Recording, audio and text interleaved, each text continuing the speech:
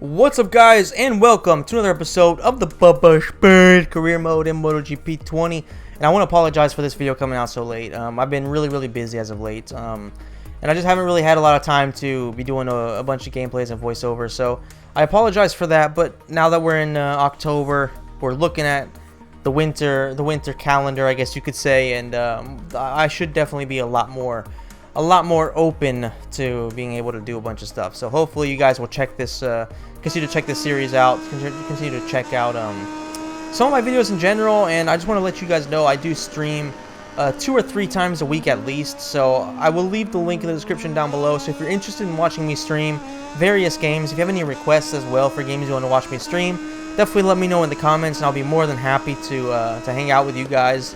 And yeah, it's always good to have a lot of different stuff coming to a channel and having a lot of different stuff to be doing. So definitely check that out for the winter. As of course, Bubba Speed is on the verge of winning the Moto2 title in his first season in the class. We're going to Japan, which is a track that I used to really like a lot, but for some reason over the last couple of years I've just been worse and worse at it. I don't know exactly what it is. I was really good at it back in the old MotoGP games, and I was really good at it in Gran Turismo as well. I think it was in Tourist Trophy too. So if that, I remember being pretty good at it there, if it was in it, but I could be wrong about that. It could have just been Gran Turismo, because obviously Tourist Trophy is just Gran Turismo with motorcycles, with some variations. But yeah, so like Motegi is a track that I used to really like, but for some reason I haven't really been as good on it as of late. But it's still a track that's fun. Like I said, being successful or not doesn't really make a difference in terms of how much I like a track or how much I appreciate a track. So I still do enjoy this one, even though it's not quite the best for Bubba Speed. So see what we can do in qualifying. This is a nice little turn I've always really loved. Like, if you can get it right, it just feels so good. As you come into here, I've been really working on this last little section right here. Like, these 2 turns, if you can get them right, then you're definitely going to have a huge advantage, because it's not easy. But yeah, like right now, the biggest thing realistically is that Bubba, after winning in Thailand, he just needs to have a good clean race here, as he qualifies on pole, almost second, well, 6/10 faster than second place. Let's take a look. I didn't see, I think Schrotter's up there. Yeah, Schrotter's definitely up there.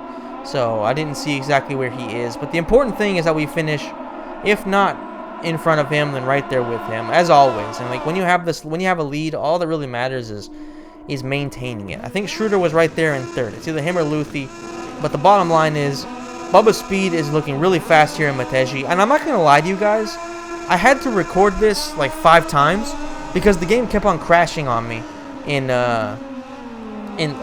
Fabio Di Antonio crashes immediately. Who is that? Is that Luthi? That is Schrotter. I believe Schrotter is down. I believe Schrotter just crashed out. Let me know in the comments if you think that was Bubba's fault, or if that was Schrotter's fault. Let me know in the comments. I believe that was definitely Schrotter's fault, but yeah, I don't know. It's you guys just let me know. Even though, yeah, that's Navarro moving forward, so it may have been him, but I believe it was Schrotter. Anyway, as I was saying, I don't remember what I was saying. That's the problem. What was I saying? Damn it. Anyway, I don't know. Bubba Speed right now looking pretty damn good right now. Like, everybody knows that he's definitely the favorite here. Like, there's no doubt about that. Even in the part of the calendar where he hasn't quite been as good as he was previously. Like, in the European section, we always seem to perform better just because I like the tracks a lot more, and it's, I don't know, it's just something, I don't know, it's more to my liking, the layout of those tracks, even though there are a few where not quite as good, say Brno, etc. But once we get to this part of the season, I usually expect to have a bit of a downgrade in performances. But to be honest, like, we are actually pretty good, even in some of the tracks that we're terrible at. Like Silverstone, we were doing well up until we crashed out. We haven't really had a race where nothing salvageable was there throughout the entire weekend. We've seen some promising moments throughout the entire season, and that's actually really good for Bubba, because it shows that improvement is being made. And like I said, I say this all the time, like, there's a huge difference in having a shit bike and having a good bike, because you don't really have to build up this one to be competitive, whereas having the worst one, even when you build it up to the maximum, it's still going to be under par compared to a lot of the bigger teams. So it's a lot easier with a bike like this than with a shitty bike. That has to be kept in mind. But you know, Bubba's doing a really good job regardless. I mean, there's no doubt about that. But yeah, as for Schrotter, I mean, oh yeah, now I remember what I was talking about. That's right. The game kept on breaking on me. So this is like the fifth or sixth time I had to do this race because I would complete it. I'm not gonna lie to you guys. I won it once or twice. I finished way back there crashing out, being frustrated with the game crashing. So I've had a multitude of results, and every single time I was like, okay, whatever. Like, I get through it. Whatever happens, happens. I'm gonna accept it. It's my fault, or it's my or I deserve the win. Whatever happens, it is what I deserved based on my performance, and I'm accepting it. And every time it would go to the loading menu after the race, where it would say saving, and then it just keeps on loading and loading and loading. It would infinitely load. It would happen. I'm a kid you not, like 5 or 6 fucking times. To the point where it took me about 3 hours one night just to do it. I quit that night because I couldn't take it anymore. I tried doing it the next day. Same thing happened for like an hour. So I ended up having to go offline, try it like that, and it was working all of a sudden. So I don't know if it was a glitch in the system because it hasn't happened before. Sorry, it didn't happen beforehand. It hasn't happened afterwards. So I don't know if it was just a glitch or something weird was happening because they couldn't even say it's like the Wi-Fi was an issue because yes, we have a shit internet here, but it's never been an issue before with this game. And the day before it was working fine. Actually, the same day it was working fine because I did a couple races in the same day and didn't have any issues. And then I did it the next day afterwards and it worked fine. So I don't think it was an issue. No, sorry, yeah, a couple days afterwards and it worked fine. So I don't think it was an issue with the race, with the internet itself. It was just, I think, an issue with the game because I also tried doing it offline the first day it was happening and still had issues. So, I don't know. Regardless, it really pissed me off. So, this race, I'm not going to lie to you, after a while, it was getting me to the point where I was just hoping to get through with the damn weekend. I had a lot of tension doing this race because it was like, is it going to work or am I going to have to do this fucking race again and again and again? And luckily, it ended up working, which is why you're watching the video right now. Meanwhile, Schrotter got himself back up to 26th position, so he's only 11 positions away from getting a point, which obviously, if Bubba goes on to win this race, means absolutely nothing for him for the championship, which obviously is, how can I put this? Like, it's disappointing because I was hoping that Schrotter would be a viable competitor until the very end. He would be up there with Bubba, battling for every win. And for him to crash out like that, and like I said, let me know in the comments if you believe it was Bubba's fault or Schrotter's. But it's kind of a disappointing way for this to end. I think it happened in the previous season as well, where somebody that was battling with Bubba ended up crashing out late on in the season and kind of guaranteeing the championship to Bubba, who actually now has a 0.620 penalty. In typical Bubba fashion, getting plenty of penalties, which is really the only way he's going to lose this race because he's definitely fast. Oh, run really, really wide.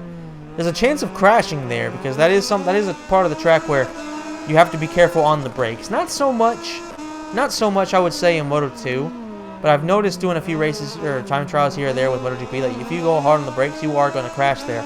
As now Bubba has a 1.2 second gap penalty, which is pretty fucking big. I mean, like, that's something where you can expect to not win the race at this point because Thomas Luthi is right there. He's been the fastest man on the track for the last 2 or 3 laps in a row. He continues to get closer and closer to Bubba, who, yes, isn't slow, but he's making a lot of these dumb mistakes and getting himself penalties, which is obviously going to cost him a lot in the long run. The good thing for him is that Schrotter is way the fuck back there, so realistically, losing a point, losing a couple positions isn't the end of the world. And Bubba is definitely a lot faster in this first sector than everybody else, but it's the second and third sectors, and I guess even the fourth sector where Bubba really starts to lose. Like this turn right here is where he pulls away the most. There's no doubt about that because it just pretty much goes full throttle through there. But definitely loses a lot of ground in this sector and on the next one. So I guess technically you could say that the second sector is also in favor of Bubba, but it's not like, huge. So it's not like Bubba can guarantee having a big lead going into the last sector. So it's going to be important for Bubba, if he wants to win this race, to just keep it clean at this point and just do what he does. Because if he can do what he did in qualifying, there's really nobody that can touch him. Obviously, have to be careful for the tires. As you can see, the front tires all the way down to halfway. The rear tire is slightly above half, so it's not easy. And one thing I do want to mention as well is that I've changed strategy a little bit because I'm sick of having it in my mind the entire race that I need to swap down to Power 1 at one point, because having to look at the fuel gauge every once in a while. It's one of those little split-second distractions. Also having to... Oh! As Bubba almost crashes out with an endo. Oof. Really, really close to crashing out right there. As I was saying, like, I've decided to try going to Power 1 from the very beginning of the race, is just to try to avoid having to worry about gas consumption. As Bubba actually has the fastest lap of the race despite that crazy endo. We'll see if he can still, keep a decent gap. So yeah, I've been trying to keep it on Power 1 to have one less distraction. Plus, the way I see it is, worst comes to worst, if we have a need in the last lap to really put the power down. Weird. I don't know if that's a sentence. I don't know. It just came out way worse than it sounded in my head. But anyway, if we need to go full power in the last lap or the last couple laps, then we have it in our back pocket. So it's kind of like the ace in our pocket. So it's like we have a chance of pulling out a little bit of extra pace if we need to. Obviously, the fact that the tires are going to be kind of shit at that point is an issue, but it's better than nothing, as we have a 1.3 gap right now with still a lap and a half more or less to go. So we're looking like we could potentially win this race if we can just keep it clean and not make any big mistakes and really just maintain a decent pace, because obviously we saw in the last lap that we were faster than everybody else despite having a huge chance of crashing in that last corner. So if we can just keep it clean there, then we should be fine. Luca Marini getting up a little bit closer, getting up to 6th. We have a 1.6 gap, so we're definitely pretty quick at this stage of the race. Have to keep it clean. Gonna run really, really wide again, losing a little bit of time there. Luckily, the drive we got out of the corner was decent. This is where it's really gonna be make or break here. Have to be clean. Have to be clean. That's much better. Get a nice drive. Oh, hit the grass. Hit the grass. Almost crashed out.